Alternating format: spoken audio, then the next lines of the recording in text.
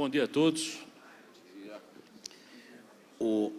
Nós perdemos o Gomide ano passado, e esse ano nós perdemos o Wilson Sarto, e são duas pessoas que tiveram um papel enorme em redes, né? O Gomide é um cara absolutamente fora do padrão, um cara absolutamente... E o Wilson também teve enorme trabalho nessa área.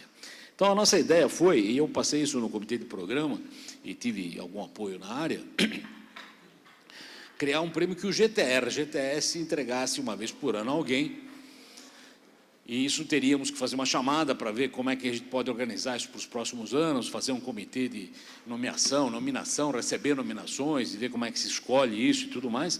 Mas para poder partir isso aí do zero, a ideia foi, então, aproveitarmos essa reunião do GTR aqui e lançar o prêmio, no caso, o prêmio Alberto Gomide, e entregá-lo em memória ao Wilson Sarto. Antes de começar com isso, e tivemos um outro evento que está ligado ao processo, o Percival coordenou um livro sobre história de redes, de internet, de computação, um livro volumoso que foi também terminado e impresso há uns 2 meses atrás. E eu, então, como o livro cita, evidentemente, personagens do tempo aí da internet, do começo e tudo mais, tem trechos que se referem ao que nós estamos fazendo agora, essa história da criação do prêmio. Então, eu queria pedir ao Percival, que deve estar em algum lugar, que nos fizesse uma apresentação rapidinha do que é o livro.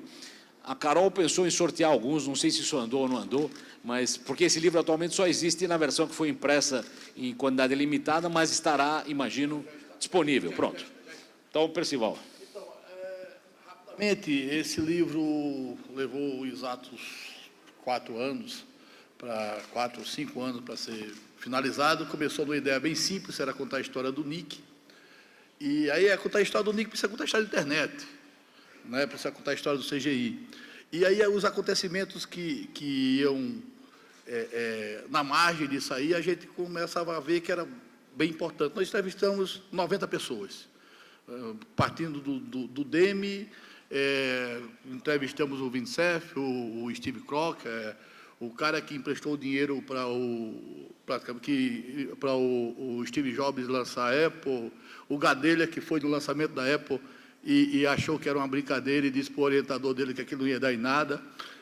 Enfim, a gente começou até chegar no Brasil, porque precisava, e além de entrevistar esse pessoal da microcomputação, porque sem ela não teríamos internet, nós percebemos também que sem a computação não teria microcomputação. Então, tivemos que voltar lá e contar a história da Ada, contar a história do Babbage, que criou a máquina dele com todos os recursos de tempo e de dinheiro da sua vida, não conseguiu vê-la funcionando. Em 1945, estavam os engenheiros americanos tentando criar o ENIAC, e lá no MIT, um funcionário chegou lá e disse: por que você está tentando criar uma máquina que já existe? Então, pegou uma cópia que o filho de Babbage tinha feito de um pedaço da máquina de Babbage e mostrou, e dali surgiu o ENIAC. Então, algumas histórias que, basicamente, pouca gente sabe, mas, assim, é bem interessante para nós, porque a gente tem ideia de como a gente chegou aqui. Do ponto de vista, pode passar. Próximo slide. Bom, sou eu. Então, o livro teve o apoio na pesquisa, 5 anos do NIC e tal, e na impressão também apoio da RNP. Então, além dessas histórias pitorescas e da história da computação, da contracultura americana, de como chegamos à internet, nós nos centramos no Brasil e...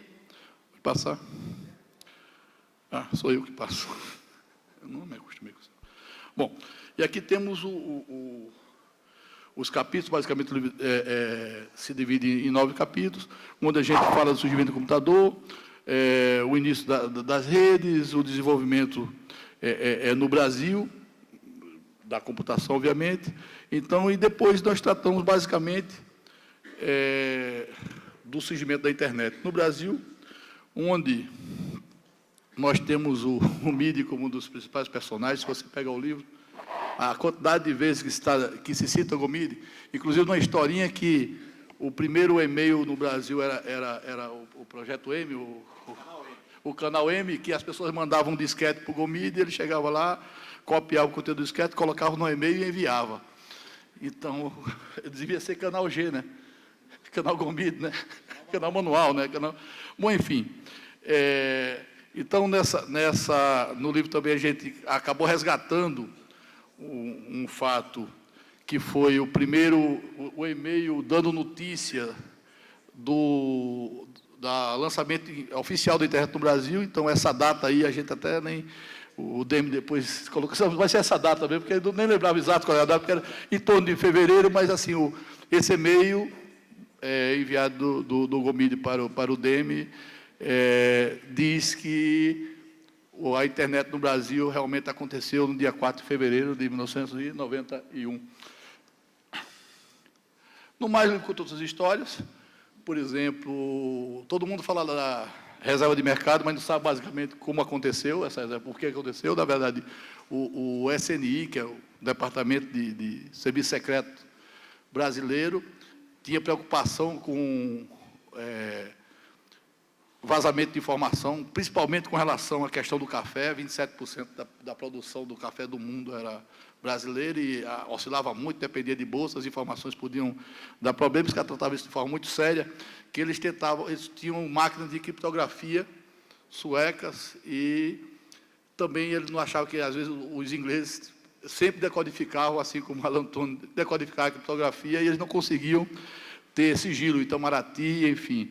Aí criou-se um grupo de trabalho para construir máquina de criptografia. A gente não está falando da Segunda Guerra Mundial, não, a gente está falando de 1970. E foi assim que surgiu a SEI, que, na verdade, é a Secretaria Especial de Informática, que veio até os anos 90, e hoje o CGI, basicamente, foi criado nesse contexto. Então, o livro trata dessas questões e de outras, fala de todos os personagens, são 90 entrevistas, uma quantidade enorme de horas. E o livro, para comprar a versão impressa ou para baixar gratuitamente, está nesse endereço aí, anide.org.br/pvb. Muito obrigado, Percival. Está aqui o exemplo do livro, vocês vão ter como lê-lo aí. Eu queria chamar o palco, então, para ir na segunda fase aqui. Primeiro, a Lina e a Lininha, a esposa e a filha mais velha do Alberto Gomide. Se quiserem vir aqui no palco, seria uma honra. E também a Lígia, com o Hugo, que é a esposa e o filho do Wilson Sarto.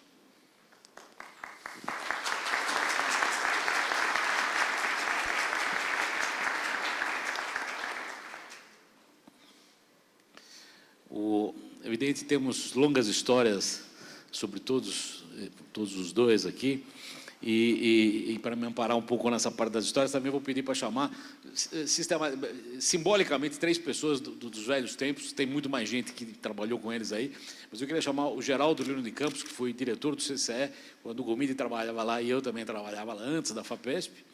Eu queria também chamar o Adriano Cancian, que é do GTS e trabalhou bastante com o Wilson Sarto, e o Danton, que é outra figura histórica da nossa rede aqui. O Campana, que seria também, evidentemente, parte dessa... Todos são parte disso aí, o Campana já saiu aqui, pelo que eu soube do Fred. Muito bom. Então, o Gomide, eu vou deixar o Geraldo contar alguns detalhes aí, mas é o cara de software mais competente que eu conheci toda a vida, é um sujeito absolutamente um prodígio a respeito disso, e sem contar um caráter absolutamente íntegro. Vou pedir para o Geraldo falar 3 ou 4 palavras sobre o Gomide. Eu falarei um pouco sobre o Gomide, particularmente sobre a sua vida pré-internet. Eu era, na época, diretor do Centro de Computação e o contratei praticamente recém-formado. E logo ele já teve uma incumbência muito séria, que era cuidar da adaptação e manutenção do sistema operacional do mainframe que era utilizado na USP naquela época. Um dos itens contratuais para a contratação do sistema era que o software estivesse disponível em fonte, porque a universidade tinha necessidades muito especiais em relação a um processador basicamente orientado para atividades comerciais. Ele se desincumbiu muito bem dessa missão e cuidou desse computador por um tempo prolongado, praticamente durante todo o tempo em que ele esteve trabalhando no centro de computação. Essas alterações e as adaptações do sistema para uso universitário foram aproveitadas e utilizadas em vários outros centros de computação da época que terminaram por utilizar o mesmo processador que nós tínhamos. Além disso, ele trabalhou em inúmeras outras operações, também desenvolvendo software de uma maneira brilhante. Por exemplo, ele conseguiu, num prazo curtíssimo, adaptar um compilador que era usado no mainframe para gerar código para um microprocessador dentro de um projeto de robótica que, por diversas circunstâncias, acabou sendo de responsabilidade do próprio centro de computação. Mesmo ele tendo saído, eu continuei acompanhando a carreira. Ele se tornou supervisor de software na FAPESP, onde ele também trabalhou de maneira brilhante até assumir praticamente as funções técnicas do suporte da rede.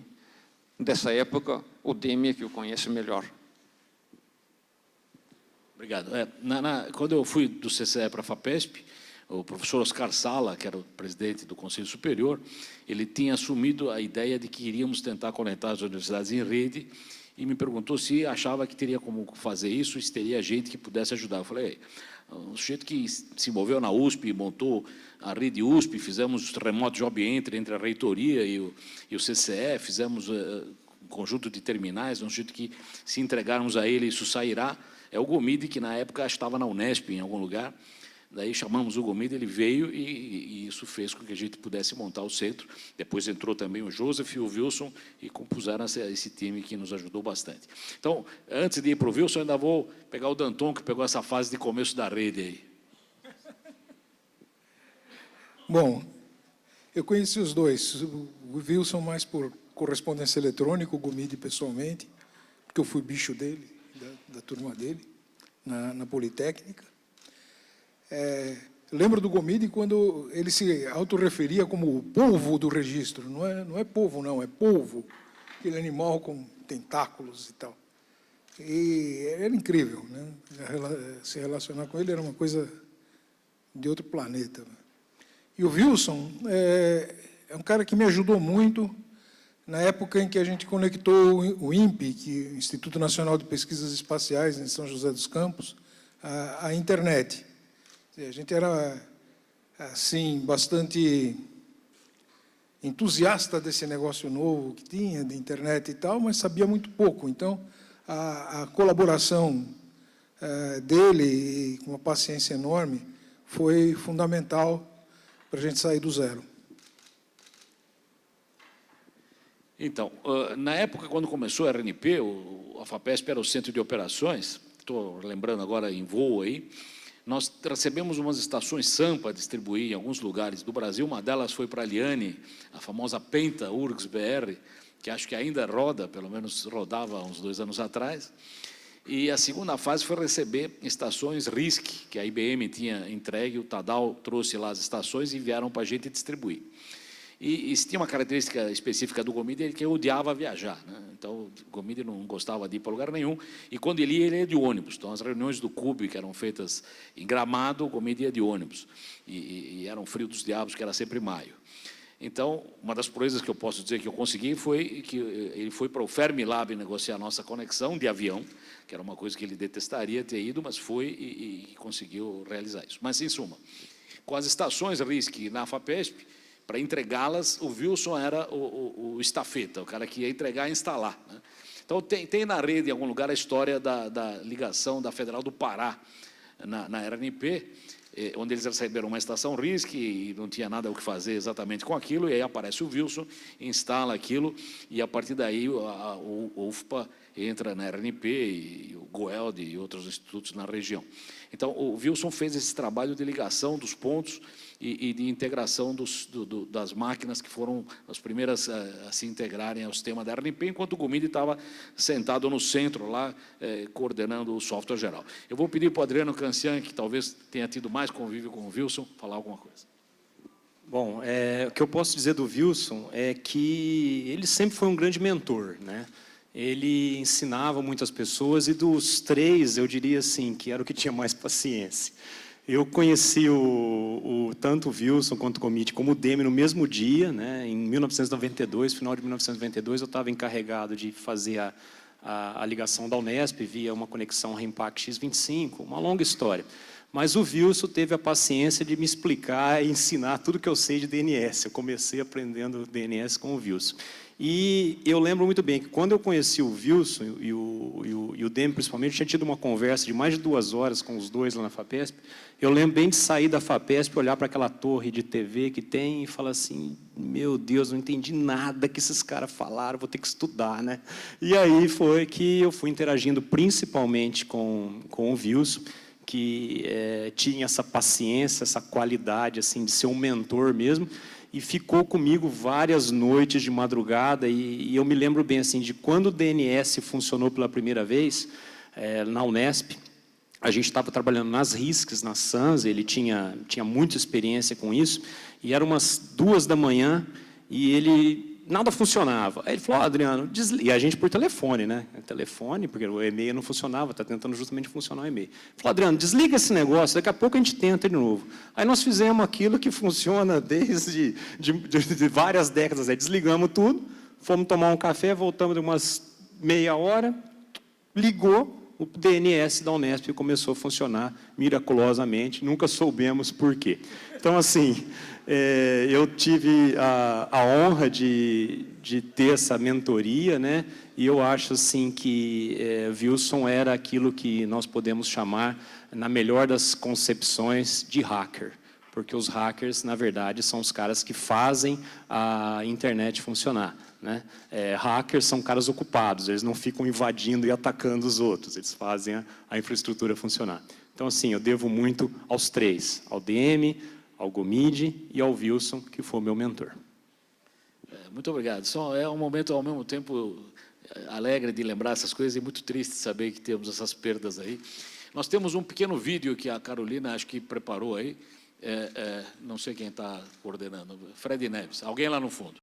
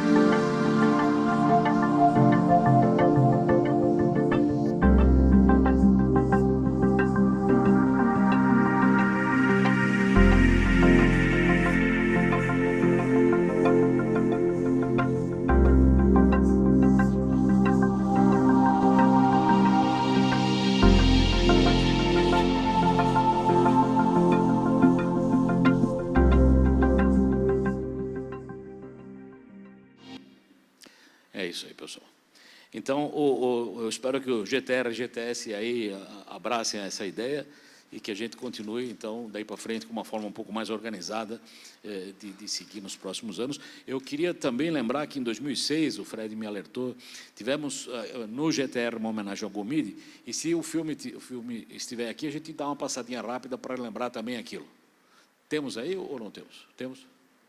Vamos lá.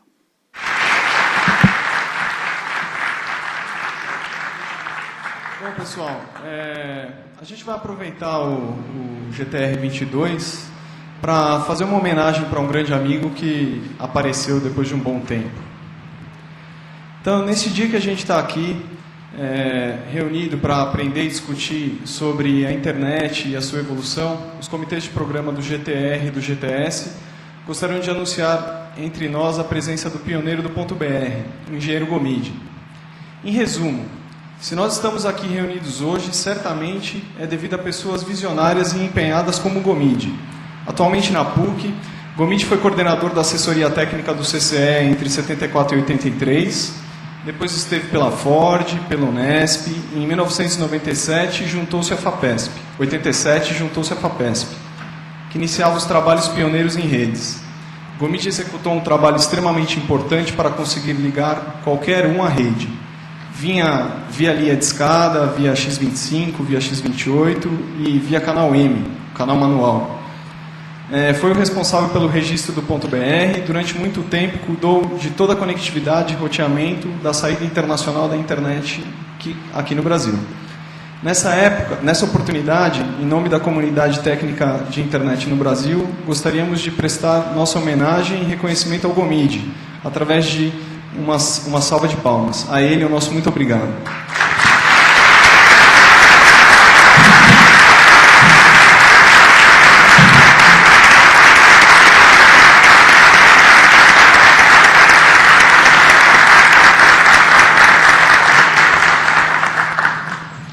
Bom, pessoal, é isso aí.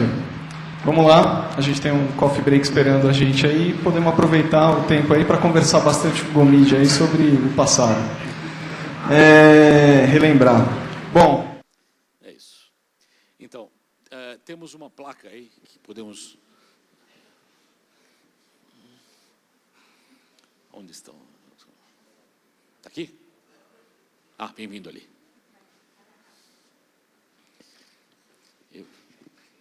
Entrega ali na... Então, você quer falar alguma coisa ali? Não, eu não sei falar. Fala perfeitamente. Lininha, quer falar? Muito bem. Então, temos uma placa. Deixa eu ler, então, a placa. A placa diz o seguinte: Prêmio Alberto Corrégio Gomide, concedido a Wilson Sarto, em memória, por sua extensa colaboração com excelência técnica em prol da internet no Brasil. Grupo de Trabalho de Engenharia de Redes, Grupo de Trabalho em Segurança de Redes, dezembro de 2019, GTR-GTS.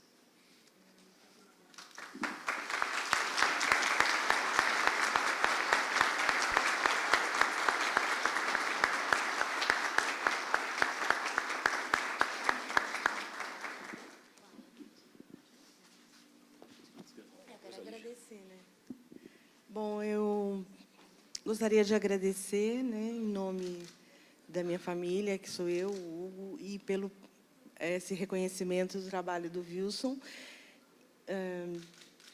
E eu tenho uma lembrança assim da época, quer dizer, algumas lembranças, eu comecei a pensar sobre isso, da época do projeto da RNP, né, da Rede Nacional de Pesquisa. Eu me lembro uma vez que o DM me ligou, o Wilson tinha viajado em função das instalações todas, e o DM falou: você não quer vir aqui na FAPESP, porque a gente vai acontecer hoje a primeira comunicação em rede em tempo real. E aí eu me lembro, era por texto, não era por voz, né? E aí me marcou bastante essa época, e eu creio que foi uma grande conquista também, uma das grandes conquistas, né? E muito obrigada a todos aqui, a família do Gomide também. Até mais.